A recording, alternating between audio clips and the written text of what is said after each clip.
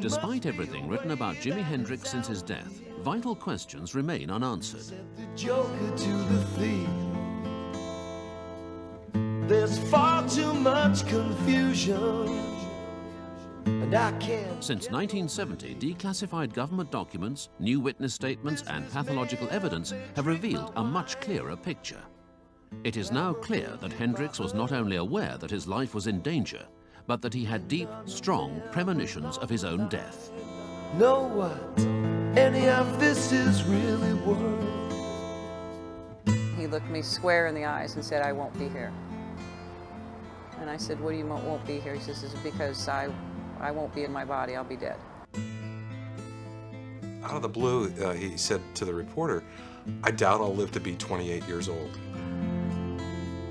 There's no reason to get excited. I'd asked him would he be going back to Seattle. He said, "Next time I go to Seattle, it'll be in a pine box."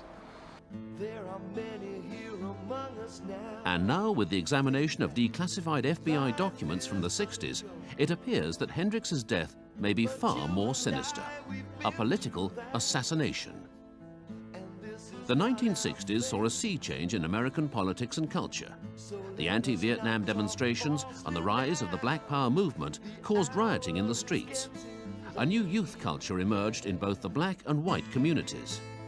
A paranoid Richard Nixon and the FBI's J. Edgar Hoover would go to any lengths to prevent the emergence of strong leaders that could influence these young men and women, even murder. Potential leaders included rock musicians who commanded the attention of millions. Hendrix linked up with the Black Panthers, and for that reason, he was a dead man.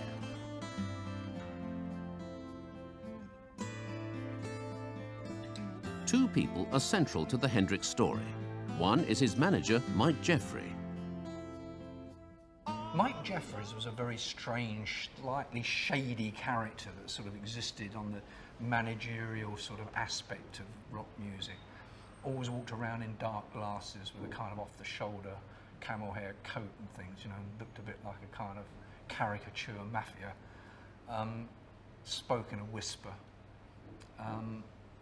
He wasn't terribly well liked, as far as I recall. Everybody was very suspicious of Mike Jeffries, and I think with some genuine reasons. The second person is Monica Dannemann, a 24-year-old German woman who spent the last few days of Jimmy's life with him.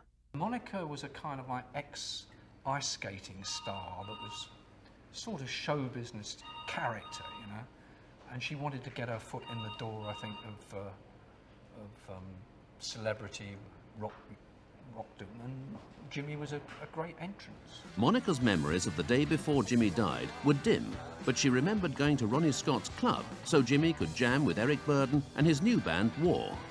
Devon Wilson was already at the club. Devon had known Jimmy for some years.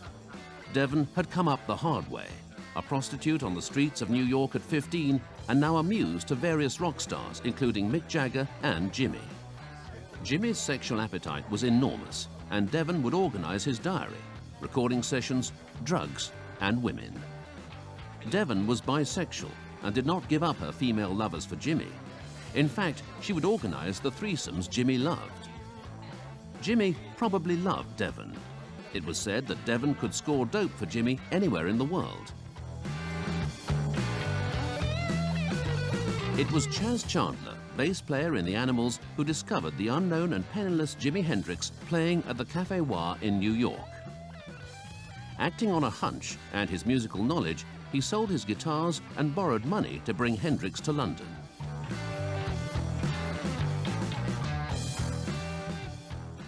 He went out on a considerable limb, as far as I was concerned, because when I first saw Jimmy, which was on his first day in London, and Chas rang me up and said, he's arrived, and I'm taking him down to the Speakeasy tonight. Do you want to come down and meet him and hear him jam? And I went down and listened to him play that night, and he was jamming with Brian Auger and a few other musicians down there, just the Speakeasy house band. And he was magnificent, he was wonderful as a musician. But to me, it was like listening to somebody like Wes Montgomery, you know, because he was such a clever musician. And I just said to Chas, quite honestly, Chas, I said, I can see this going straight over the heads of the fans. I cannot see this guy making it because he's almost too good, you know. And Chaz said, not if I have anything to do with it, he won't. And of course what he really meant was that he was going to change his image, change his publicity and his whole approach to things so that he would get the attention that perhaps as a mere technician he wouldn't have done previously. In the story of Jimi Hendrix, we cut to probably September, October. We're back in London, and Eric calls up, Eric Clapton, and says that we're doing a gig tonight at University College. Could you please come? Because the guest we've got tonight is just probably the greatest guy I've ever met. So everybody's working hard, and we all play hard, and we all turned up. And Eric had played a couple of numbers when he stops and did the most phenomenal introduction for this guy. And out came Jimi Hendrix. And he played the same set he'd played in New York. But it was like 10 steps up from what he played before because the crowd was so much bigger. And I looked at Andrew looked at me, and we both agreed, yeah, we've got to sign him. It was too late. Little did we know that Linda Keith had taken Chaz Chandler to see Jimmy the following night, and he signed him.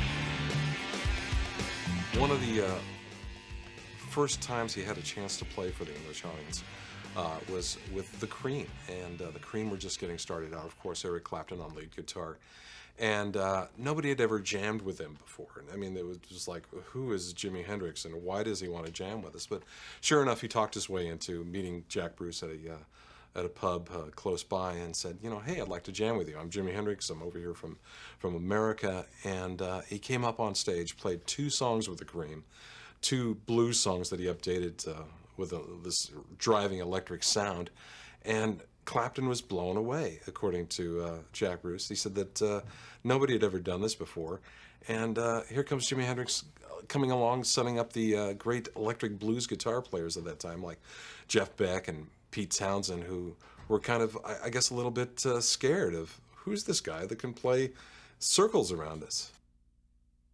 Distasteful though it may seem to us today, Chaz Chandler dubbed Hendrix the Wild Man of Borneo and sold him as the Black Elvis. Chaz Chandler encouraged these crass expressions because it increased Jimmy's publicity. Hey, Joe, I say,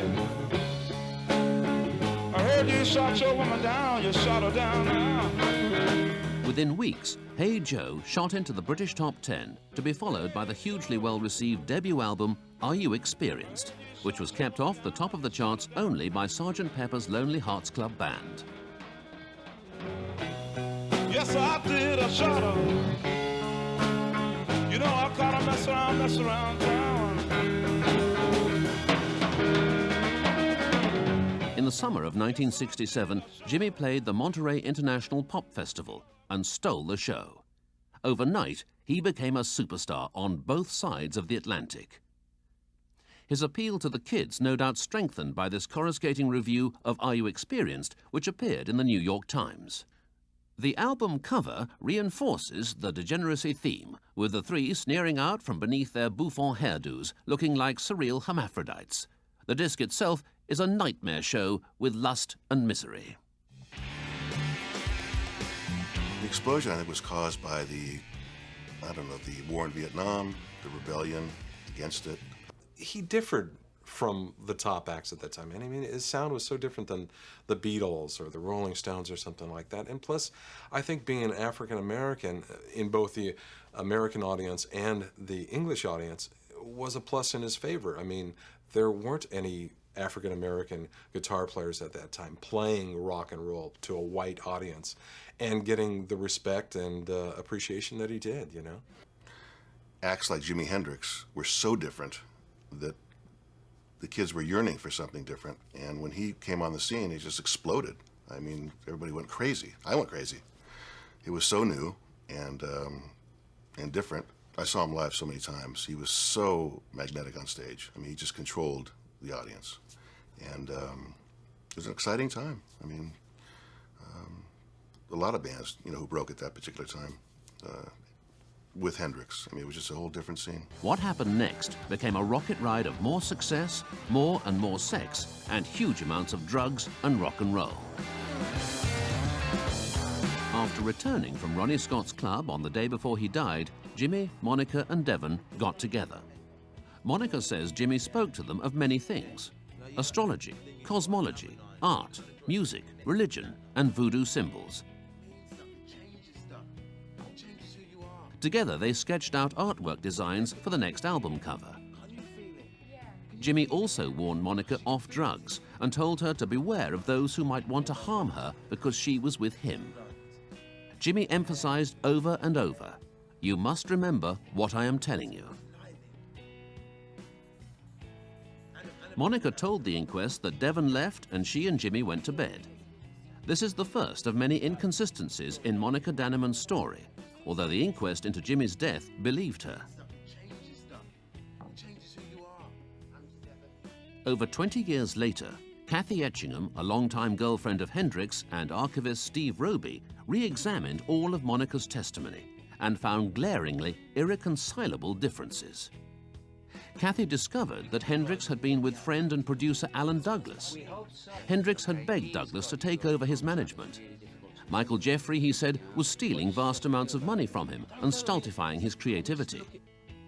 Jimmy told Alan that some months ago, 3 thugs claiming to be mafia hoods had kidnapped him and held him prisoner for 3 days until he was miraculously rescued by Mike Jeffrey. Jimmy thought Jeffrey had staged the whole thing to make him seem indispensable as manager. Alan and Jimmy made several decisions that would affect his future, most of them cutting Mike Jeffrey out of the picture completely. The next morning, Alan Douglas left for New York City on business for Jimmy, leaving him in bed with his wife Stella and Devon Wilson. Brian Epstein, as we all know, was the Beatles manager, and he loved theatre, and he bought what was called the Savile Theatre in Shaftesbury Avenue. And it was for straight theatre plays during the week, and the Sunday night he attempted to turn into like a Sunday night rock night, Sunday night with your rock and roll stars. And he called us and said, "Would you please be my guest tonight on Sunday, because it's Jimi Hendrix." And we went, and it was probably the top of the graph of the reaction. He was at a peak. He did all the hits, he set fire to the guitar, he played it behind his neck, he did everything. And that really is my last memory of seeing Jimi Hendrix, because it was a night of nights. And it's one of those that you take away in your own encyclopedia. And to have seen him again would probably have destroyed the myth.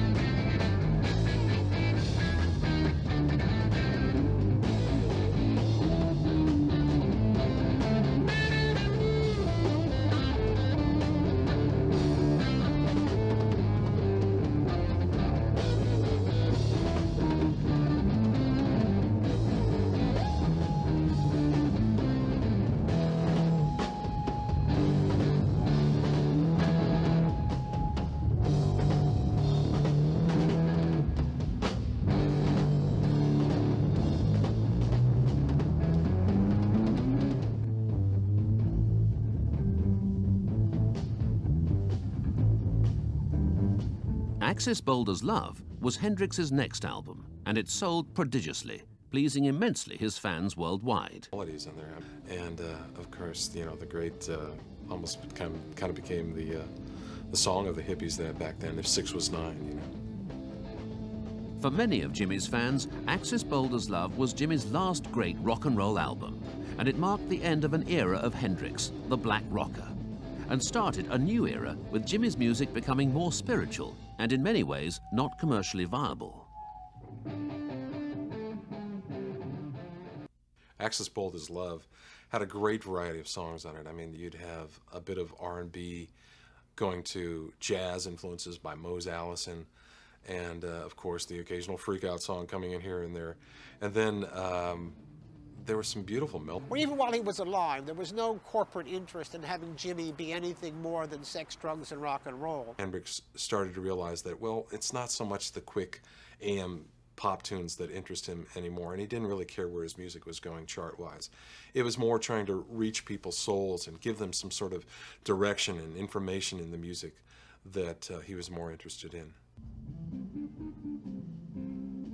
Frustrated with Jimmy's stubborn attitude to the music he wanted to play, Chas Chandler sold his share of Jimmy to Mike Jeffrey. Hendrix and Jeffrey would have continual financial problems with each other. Hendrix because he was receiving no money, and Jeffrey because Hendrix had no sense of musical discipline in the studio. Hendrix became aware that he was being stolen from by Michael Jeffrey when friends of his came to him with documents that they had procured from Michael Jeffrey's office.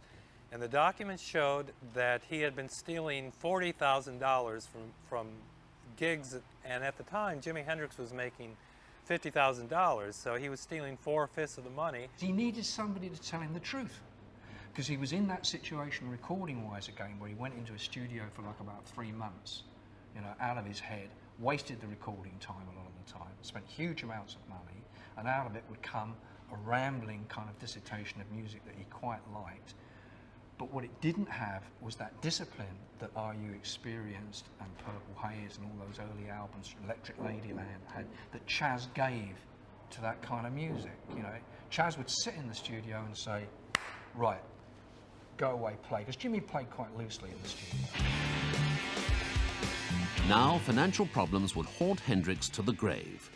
As a young, naive sideman with Curtis Knight and the Squires, he had signed a ludicrous contract with a producer, Ed Chalpin, granting Chalpin the right to huge royalties in return for a buyout of $1 and Chalpin's expertise in the recording studio. Chalpin's expertise involved Jimmy recording with the glamour actress Jane Mansfield. The majority of Hendrix's earnings were paid into a secretive Bahamas-based trust called Yameta, set up by Mike Jeffrey. Most of the millions that went into it never came out. Jimmy's deal gave him just 3% of his recording and publishing deals, while Jeffrey took an astonishing 60%. Chalpin pursued his claim on Jimmy's royalties through the courts, and with a dispute in progress, all Jimmy's royalties were frozen. Jimmy was forced to face down these money issues, but there were those in the industry who doubted his abilities when it came to confrontation.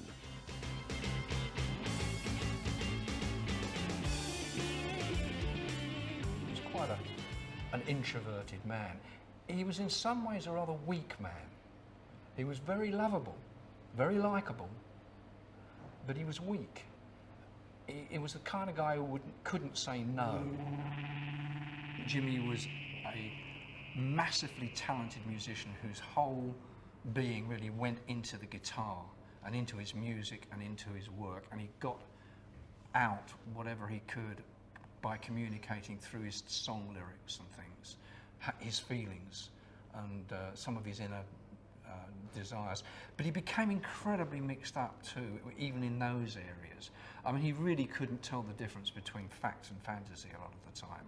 He got heavily into science fiction and cult stuff and all kinds of this because he was looking for something. He was searching. You have to remember he was only 25, 24 anyway. So like a lot of young people at that time, particularly in that period in the 60s, they were all kind of trying out the Maharishi and the love and cult situations that were around, and there was an interest in Aleister Crowley and black magic and all kinds of stuff. And Jimmy kind of like dabbled in all those areas. But I think as he went along, he became found it increasingly difficult to tell the difference between what was actually reality and what was fantasy. Hendrix was just a very talented guy who didn't have a lot of backbone.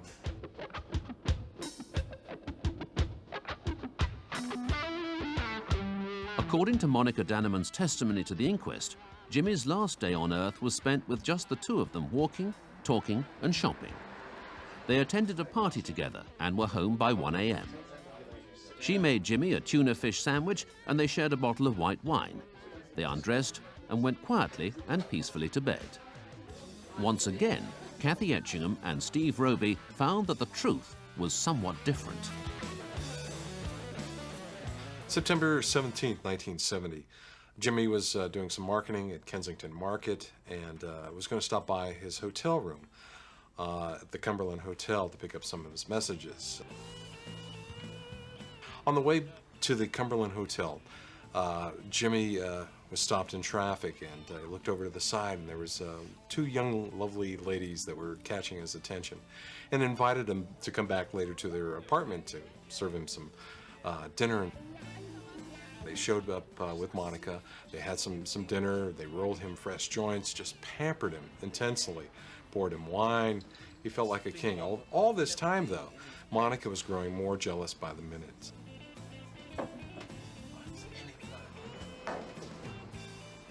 Jimmy tried to calm her down, finally got her back in, but it wasn't working.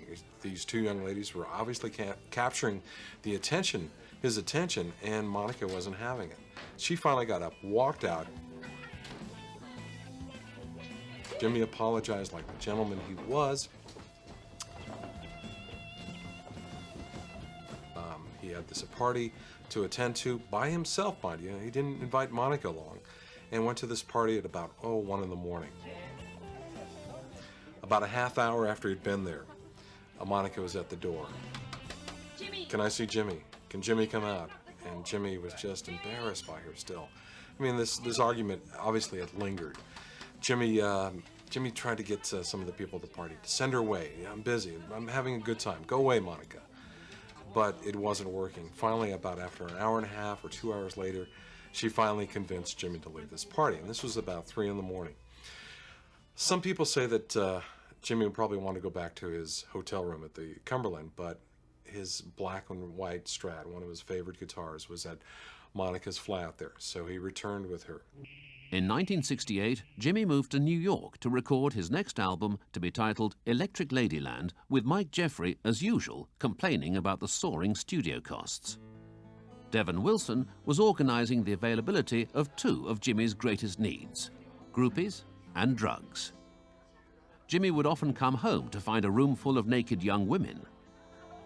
There must be a way that is out of here, said the joker to the thief. The amount of LSD taken by Jimmy was hugely embellished by his fans, who, imitating their hero, dropped even more. Businessmen, they drink my wine.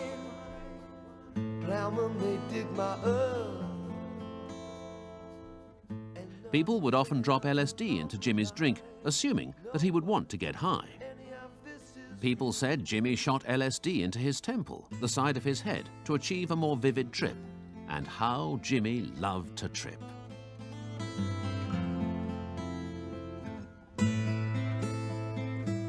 But Jimmy's real addiction was playing. Anyway, anyhow, anywhere.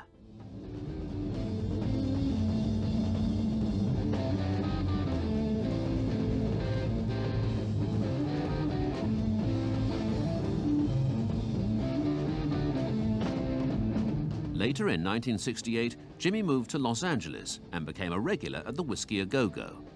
Jimmy loved LA. He liked hanging out there every day. There was nothing Jimmy liked more than to drive around Los Angeles at night while both stoned and tripping. He was now receiving substantial amounts of money. He would buy a car, smash it to pieces because of his poor eyesight, and replace it the same day with another new car. Jimmy was constantly stoned while finishing the recording of Electric Ladyland, which on its release in November 1968 went straight to #1 in the American and UK charts.